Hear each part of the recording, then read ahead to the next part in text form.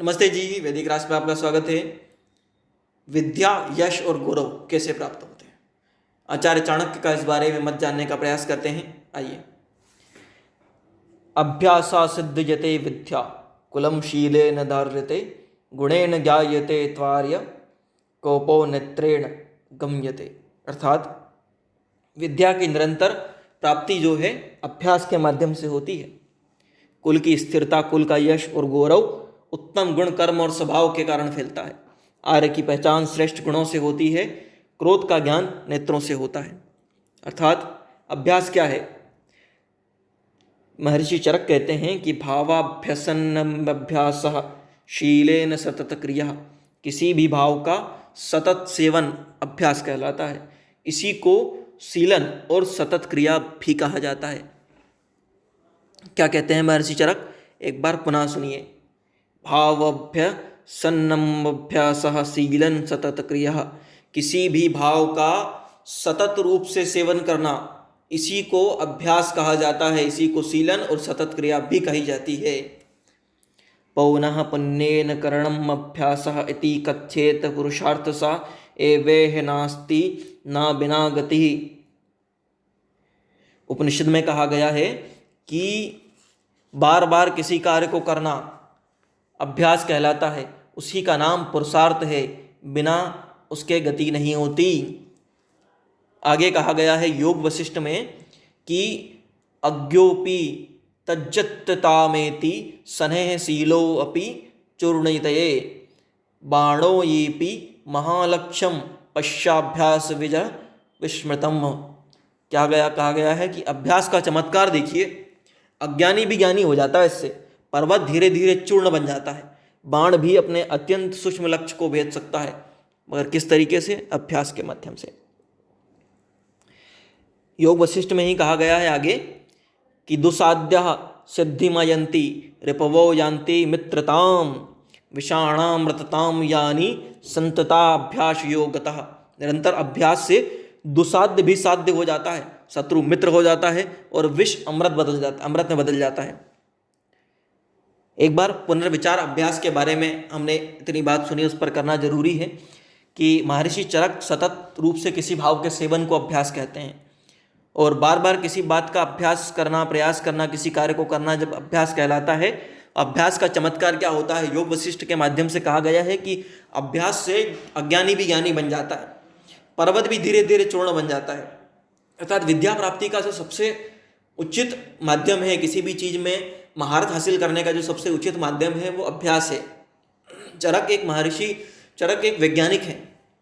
पूर्ण रूप से विज्ञान संबंध बात करते हैं महर्षि चरक। और महर्षि चरक ने जो परिभाषा दी है वह वास्तव में विचार करने योग्य है कि सतत रूप से किसी भाव का सेवन करना, अर्थात निरंतर रूप से करते रहना कार्य को, धीरे धीरे उस भाव में, उस कार्य में प्रवीणता आती जाती है।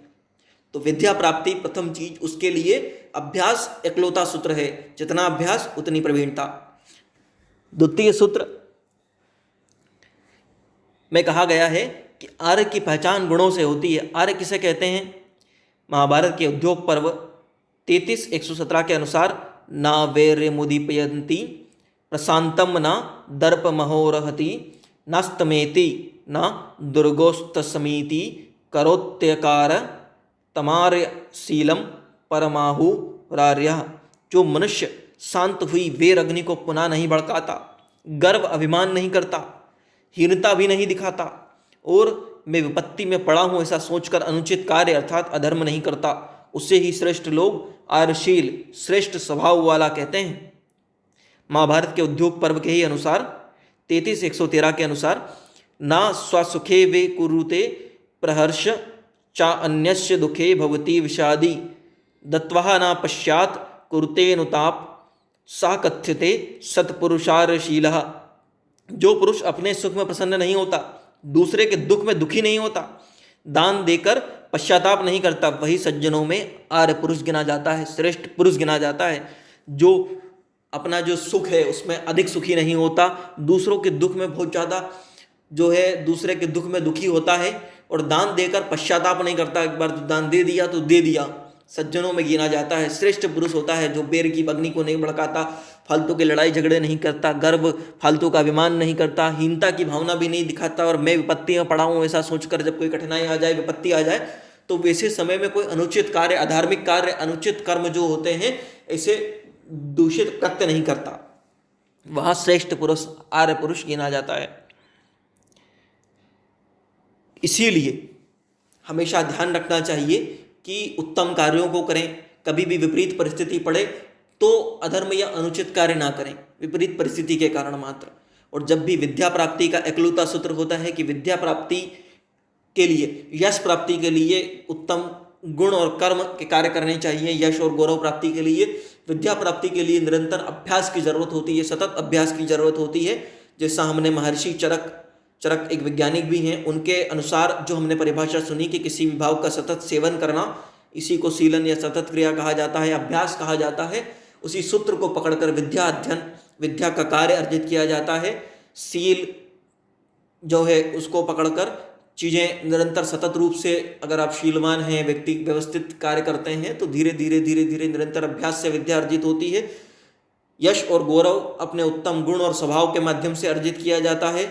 श्रेष्ठ कर्मों को करना एक आर्य की पहचान होती है, श्रेष्ठ व्यक्ति की पहचान होती है। और क्रोध का ज्ञान नेत्रों से हो जाता है। नेत्र कुंजी होते हैं किसी व्यक्ति के मनोभावों की, नेत्र उसके अंदर के मनोभावों को प्रकट करते हैं। तो उन पर ध्यान देकर व्यक्ति अगर थोड़ा सा ध्यान व्यवस्थित तरीके से देता है तो व्यक्ति के, सामने वाले व्यक्ति के भावों को पढ़ सकता है। यह बात भी यहाँ कही गई है।